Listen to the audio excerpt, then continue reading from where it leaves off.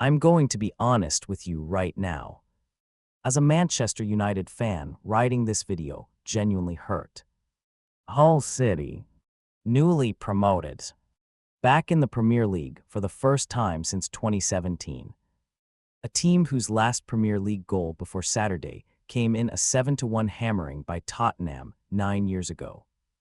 They beat us 2-0 on opening days, deservedly. And the worst part, it wasn't a surprise result that came from nowhere. It was exactly the kind of performance United fans have been watching for years. The same problems, the same mistakes, the same feeling of watching a club that just cannot escape its own history. Let me break down exactly what went wrong and why I think this is actually worse than people are making it out to be. First, let's talk about how it actually happened, because the two goals tell you everything you need to know about this Manchester United team right now. Goal 1, a corners. Semi-Adjei ghosting in unmarked at the back post and scrambling it home in the 17th minute.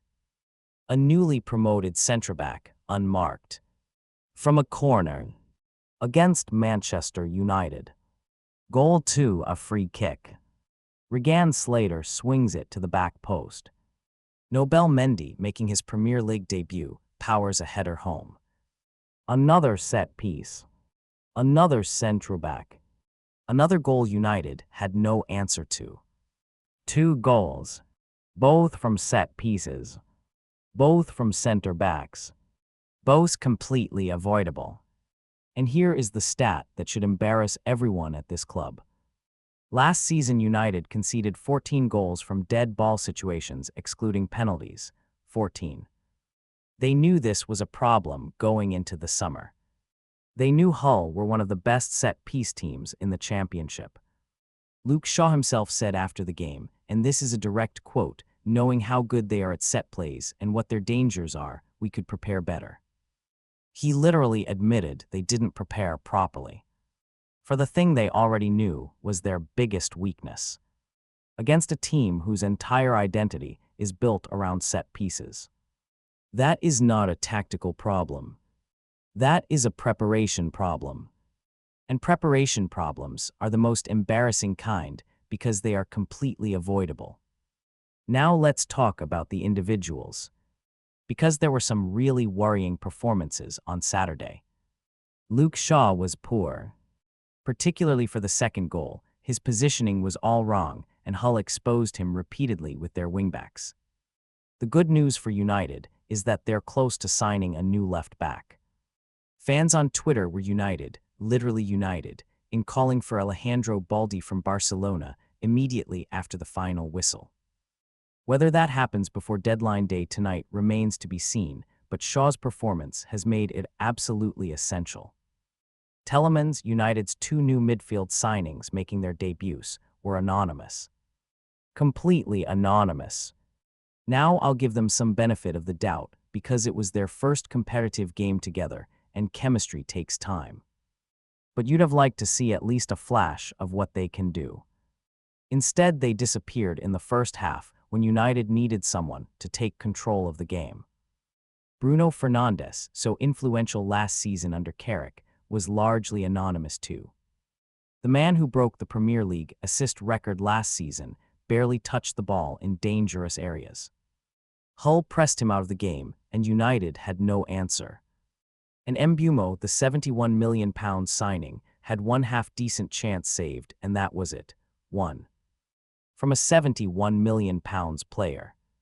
On opening days. Now let's talk about the bigger picture. Because this is where it gets really uncomfortable.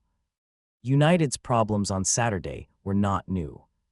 They were a continuation of problems this club has had for years that they have repeatedly failed to solve. Oh shit, here we go again. The set-piece vulnerability has been there for years. Multiple managers, multiple transfer windows, multiple pre-seasons. And yet on Saturday in game 1 of the new season, same problem. Same 2 goals from the same situations. The lack of cutting edge in attack has been there for years too. United had 71% possession in the second half. 71%. Against a team playing with 10 men behind the ball trying to protect a lead. And they created almost nothing. Hull's goalkeeper was barely tested. Carrick said after the game, and I respect him for saying this, one game doesn't change the direction of everything. Well, he's right. It doesn't. Last season showed what this team can do under Carrick at its best. But here is my concern.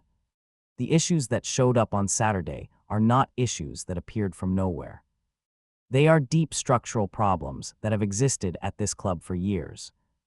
And winning 10 games in a half season last year, as brilliant as that was, didn't fix the underlying structure. Now let's talk about the transfer window. Because it closes tonight and United are apparently close to signing Carlos Balba from Brighton for £70 million. Balba is a good player. Energetic, covers ground, adds intensity to midfield. And honestly, after watching Telemans and Santos disappear against Hull, he is probably exactly what United need right now. But here is the uncomfortable question. If United needed Balba, and clearly they do, why wasn't he signed 6 weeks ago at the start of the window? Go crazy! Ah, go stupid! Ah, go crazy! Go stupid! Ah, go crazy! Yeah! Go stupid! Go crazy! Ah, a little bit. Why are they scrambling for a £70 million signing on deadline day after getting beaten by a promoted team on opening weekend? You stupid n***! The answer is the same as it always is at Manchester United: reactive, slow. Doing things in a panic rather than from a position of strength and planning. I want to end by being fair to Carrick, because I genuinely believe in what he's doing at this club. He walked into a disaster last January and transformed everything. The atmosphere, the results, the belief. He deserves enormous credit for that, and one bad performance does not erase what he built last season. But the issues on Saturday, the set-piece vulnerability, the lack of preparation, the anonymity of the big players, those are problems he needs to fix quickly. Next weekend, United host Ipswich. Another promoted team. Another game they will be expected to win comfortably. If United lose that one too, the narrative around this season changes completely. The Carrick era goes from exciting new chapter to same old United very quickly if results don't come. The potential is there. The squad is better than it was 12 months ago. Mbumo, Sesko, Cunha, Santos, Telemans, on paper that is a good group of players. But potential means nothing if the same problems keep showing up. Set pieces. Lack of preparation. Big players going missing. Reactive transfer business.